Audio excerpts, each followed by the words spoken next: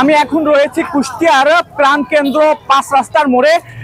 গত কয়েকদিনের সহিংসতায় এই 5 রাস্তার মোড়ে রাস্তার যে ক্ষতি হয়েছে এবং রাস্তায় যে ইট পাটকেল বিভিন্ন আবর্জনা পড়ে আছে, এই আন্দোলনকারী যে শিক্ষার্থীরা ছিলেন তারা কিন্তু সেই সংস্কারে এখন লেগেছে। আমি আপনাদেরকে দেখাই, আপনারা দেখছেন যে এই শিক্ষার্থীরা কিন্তু রাস্তাতে আন্দোলন করেছিল এবং গতকালকের গণ অভ্যুত্থান করে তারা সরকারের পতন ঘটিয়েছে এবং আজকেই কিন্তু তারা দেশ সংস্কারে লেগে গেছে। আজকে আমরা মানুষজনের যে সমস্যাটা হচ্ছে, যারা হলো যে যেরকম ইট পাটকেল গুলো রয়েছে, এগুলো চলাচলের জন্য খুবই বিপজ্জনক। আর যখন তখন কারো যে কোনো কিছু হয়ে যেতে পারে, তো এই জন্য ক্লিন করার দায়িত্ব তো আমাদের, তাই না? আমাদের সব আমাদেরকে পরিষ্কার রাখতে হবে। ক্লিনিং করে আমাদের তো কোনো সার্থকতা নাই, আমাদেরকে কেউ পে করবে না। নিজেদের প্রয়োজনে আমরা ক্লিনিং করব, জনস্বার্থে দেশের স্বার্থে এই ক্লিনিং গুলো করব।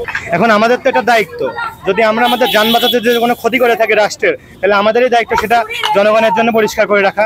তাদের কোনো রকম বিপত্তি আমরা তো দিব না, তাই না? হতে তো দিব না। তারা কোনো বিপদে পড়ুক, কোনো দুর্ঘটনা ঘটুক, এটার জন্য আমরা তা হতে দিব না। তাই আমরা কয়েকজন মিলে রাস্তা পরিষ্কারের দায়িত্ব নিয়েছি। যমুনা রেফ্রিজারেটর, খাবার ফ্রেশ তো লাইফ জম্পেশ। দেখুন, অনেকে আহত হচ্ছে, হাঁটতে যে বা পথে হুচুটকে পড়ে যাচ্ছে, এগুলো আমরা পরিষ্কার না করলে কারা পরিষ্কার করবে?